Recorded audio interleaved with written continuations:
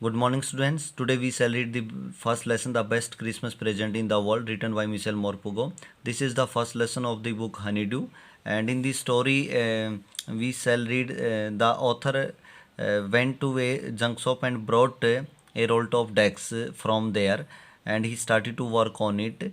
When he opened the drawers, he found a tin box inside it, and when he opened the tin box he found a envelope inside there, and after opening the envelope he found that it was written by Jim McPherson to his wife. He had made a promise to his wife to come back from the war on Christmas Eve.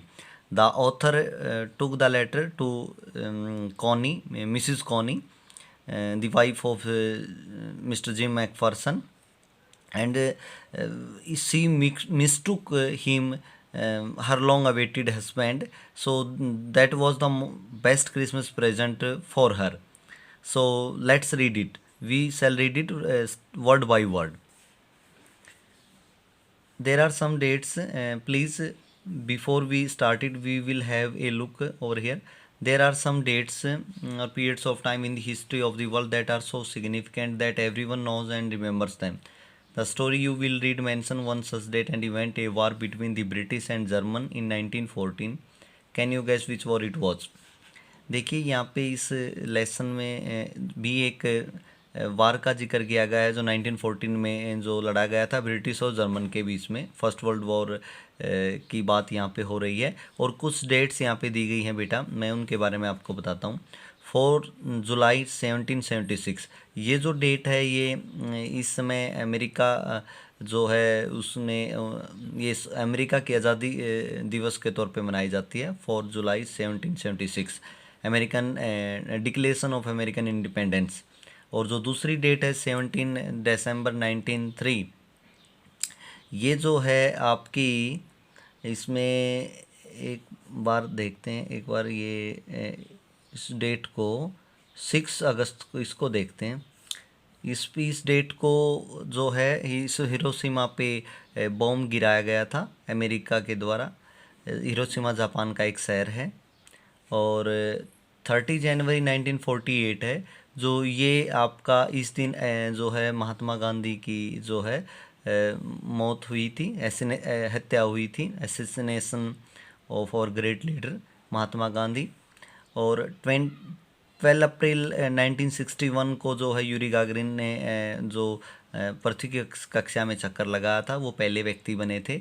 और 20 जुलाई 1969 जो है Neil Armstrong ने चंद्रमा के धरती पे कदम रखा था। तो जहाँ तक the answer are on page 23, जहाँ तक डेट 17 दिसंबर 1923 की बात है तो यहाँ पे इसमें दिखाया भी गया है। आप यहाँ पे देखिए कि इसमें विलर और ऑरविल ने जो है पहली बार जो है उड़ान भरी थी, पहली बार जो है वायुयान को उन्होंने उड़ाया था। तो यहाँ पे हम देखते हैं इसको। I spotted it in a junk shop in Bridport a roll top desk, the man said it was early 19th century and oak. यहाँ पे लेखक बोल रहा है ये बात कि मैंने इसको एक कबाड़ी की दुकान में ब्रिडपोर्ट में देखा। ए रोल टॉप डेस्क है। The man said it was early 19th century, उस व्यक्ति ने कहा, उस कबाड़ी ने कहा ये 19वीं सेंचुरी का है। एंड ओक बलूत का पेड़ होता है, बलूत का बना हुआ है। आई हैड वॉन्टेड वन, और मुझे भी ऐसा ही चाहिए था। But they were far too expensive, लेकिन वो ज़्यादा कुछ कीमती थे। This one was in a bad condition, ये जो वाला जो था ये बुरी हालात में था। The role top in several pieces, जो ऊपर का हिस्सा था कई उसके टुकड़े थे। 1 लाख क्लम्सली मैंडेड, एक टांग जो है बुरी तरह से इसकी क्लम्सली का मतलब था भद्दे ढंग से थी, वो रिपेयर की गई थी। Scorch marks all down one side, एक तरफ इसके जलने के निशान थे। It was going for very little money, ऐसा लग रहा था बहुत कम ये पैसे की थी। I thought I could restore it, और मैंने सोचा कि मैं इसको जो है ठीक करवा सकता हूँ, रिपेयर करवा सकता हूँ। रिस्टोर का मतलब होता है रिपेयर करवाना। It would be a risk, a challenge, ये एक रिस्क होगा, एक चैलेंज होगा। But I had to have it, लेकिन मुझे ये लेना था। आई पेड द मैन, मैंने उस कबाड़ी वाले को पैसे दिए। And brought it back to my work room, at the back of the garage, और मैं जो है अपने गैरेज के पीछे जहाँ पे मेरी कार्यशाला है वहाँ पे मैं इसको ले आया। I began work on it on Christmas Eve, मैंने इस पे जो है क्रिसमस की संध्या पे काम करना शुरू कर दिया। वैसे स्टार्टेड का प्रयोग भी कर सकते हैं हम बेटा यहाँ पे बिगेन के स्थान पे। I remove the role top completely and pulled out the dryer, मैंने रोल टॉप जो है उसको पूरी तरह से हटाया ऊपर के हिस्से को, और ड्रायर को दराज जो थी उसको बाहर निकाला। दी विनीर हैड लिफ्टेड ऑलमोस्ट एवरीवेयर, जो विनीर जो प्लास्टिक था वो पूरी तरीके से वो हट गया था। इट यहाँ पे डैश का प्रयोग हुआ है पंक्चुएशन का, जब कोई बात अधूरी रह जाती है तो उसको पूरा करने के लिए हम जो है डैश का प्रयोग करते हैं। It looked like water damage to me, ऐसा लगता था शायद पानी ने इसको नुकसान पहुंचाया है।